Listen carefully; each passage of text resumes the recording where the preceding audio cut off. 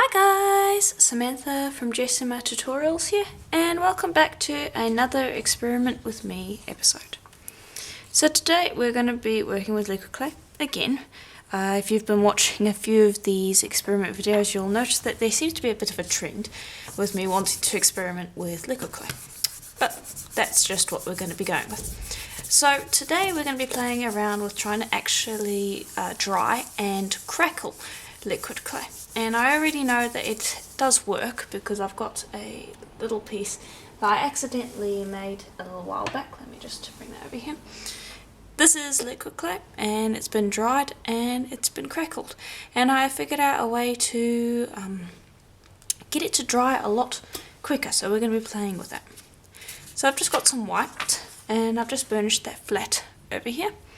And I'm going to be working with Kato liquid clay, but it does work with other brands of liquid clay.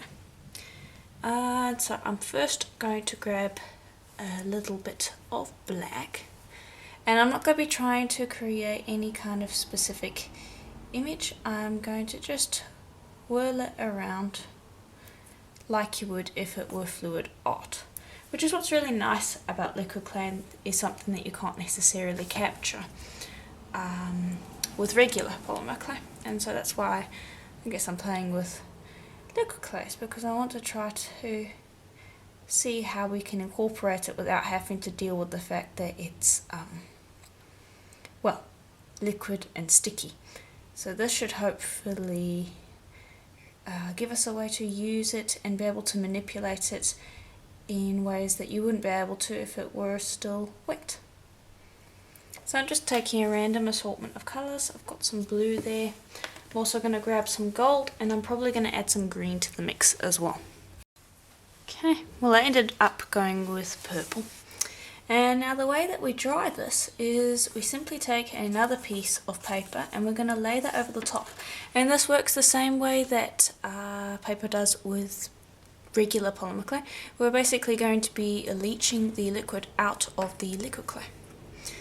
And now bear in mind that when you do this, it does flatten out the liquid clay, and so your pattern will get squished a bit. So you can see there how it's squishing together. We're not going to be able to see much, if any, of the white after we're done with this.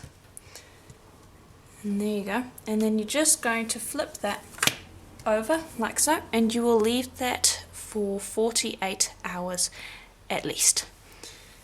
If you wanted to crackle anyway, you can leave it for 24 hours, 12 to 24 hours if you just want it to be dry, but if you want to give it a really good crackle, leave it for about 48 hours. Now that's the one type. Now this one I want to actually try to form a pattern with. So I'm going to be using black.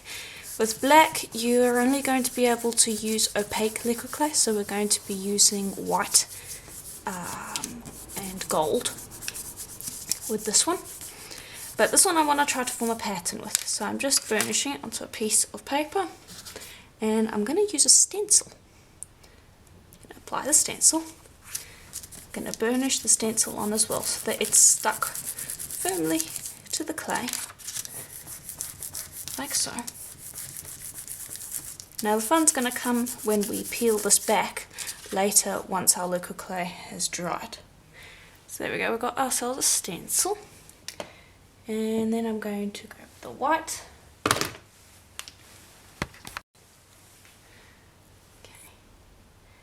And I'm just going to squeeze that around onto my stencil, keeping that liquidy effect. And you can be more deliberate. You don't have to necessarily just go with this really abstract liquid art effect. You can be a lot more specific if you want to. You can paint with the liquid clay. I'm not very good at painting, so I'm not going to be going with that. But if any of you have practice with art in any way whatsoever, I'm pretty sure you can do a better job than what I'm doing here. All I'm doing here is seeing what kind of technique I can come up with. And I'm just going to add a little bit more white just over the top, like so, so we have some streaks over that gold. And then we're just going to do the exact same thing again while leaving the stencil on there. We're going to place the paper down, squish it so that we get our pattern. Grab that, flip it over and put that to the side to dry for 48 hours. Okay, so it's been roughly 48 hours. And I'm going to bring over these two. So you can see, based on the line, you can actually see on this one a fair bit better that the, hold on, let me just zoom out so you can see. There we go. You can see quite well where the paper has absorbed a whole bunch of the liquid in the liquid clay. This one you might not be able to see quite as well, but you can definitely see it in this one.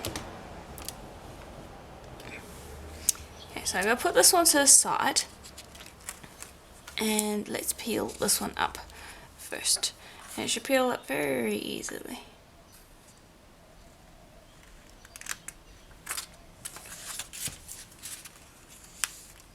Okay, and we did get some sticking, that's fine. That adds to the pattern. You can see there how it looks. And this is bone dry. There is no liquid to it at all. Now I want to cut this in half because I would like to actually compare two pieces. So I'm going to cut this piece, and this piece I'm going to keep as is so you can see how it looks just as it is. And this one I actually want to roll out. So I'll use my roller so you can see the process. There you can see how it starts to crackle.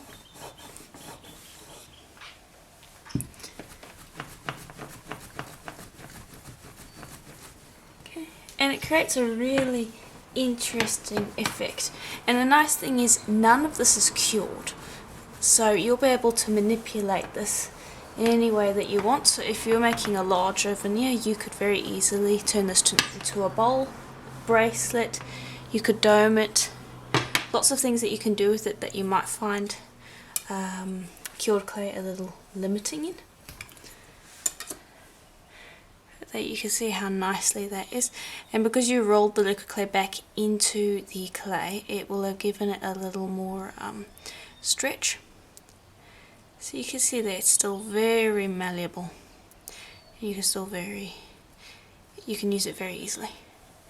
So you can see there the difference. You can see this one has taken on a shine because we've pressed it back into the clay.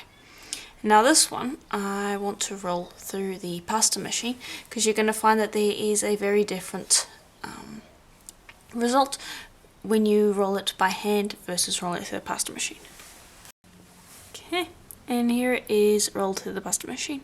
So you can see that it is not as shiny as this one because we haven't rolled it back into the clay. It hasn't really got conditioned or burnished in as much, if that makes sense, and you'll get a much more even crackle compared to hand rolling. So personally I prefer hand rolling, but I just wanted to show you the two examples. So I put that to the side and let's see about our one with the stencil. And I'll just bring that over and lift up your paper first, like so. And you can see how that turned out. Then we're going to lift our stencil up, and I might actually just press this onto the tile quickly so that it's not going to lift up with us.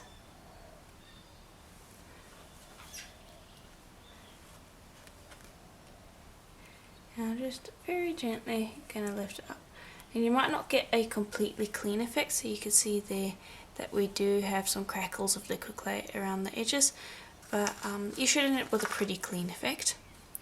And now again, you can leave it just as is, or you can cut it in half, and let's see how that looks when we roll it, because we can crackle it. But it's only going to be the liquid clay areas that crackle. So you can see there how cool and interesting that looks.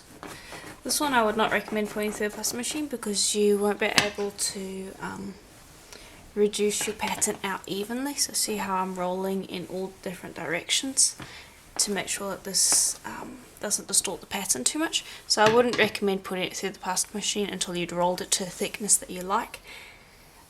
Just so rolling it through the pasta machine evens out the texture, evens out the sheet to an even thickness. But there you can see the difference there, and again you can see how that got shiny again because we rubbed and burnished the liquid coat in. But yeah, that's basically it. So let me put that to the side. And the last thing that I want to try is we've basically got liquid clay on here still. Now this you can very easily clean off, but I want to see if we can burnish this down onto some clay and see if we can crackle that. So I'm just going to use the back of this so that we don't use up any extra clay. Put that down. Pop that down with the liquid clay facing down. Bring this over, make sure that it's gunky side up. And then I'm going to burnish it thoroughly.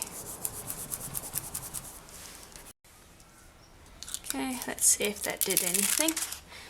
Not sure if it's going to lift up or not. Oh, there we go, a little bit. Actually, that came off quite cleanly. Okay. And let me just pop that back onto the towel, burnish down so we can get this off the paper. Okay. And there you can actually see that came out quite well. I don't think you're going to be able to crackle it, but that's a way to use up the liquid clay so you don't feel like you're using up any liquid clay, so it's not going to waste. But it creates an interesting pattern. It's not my favourite, but hey, it's a nice background texture for if you wanted to use it as some backing pattern. But yeah, that's basically it for today's tutorial. If you enjoyed it, please do let me know. Let me know what you think of this technique. Would you use it? Is it interesting? Does it make you want to buy liquid clay? Because I think I'm probably going to start using this in 1 or 2 project tutorials because it's really easy. The only part that's a little bit annoying is that you have to wait so long for it to dry, but I do think that the results are well worth the wait. So let me know in the comments if you would like to see it again in an actual project video.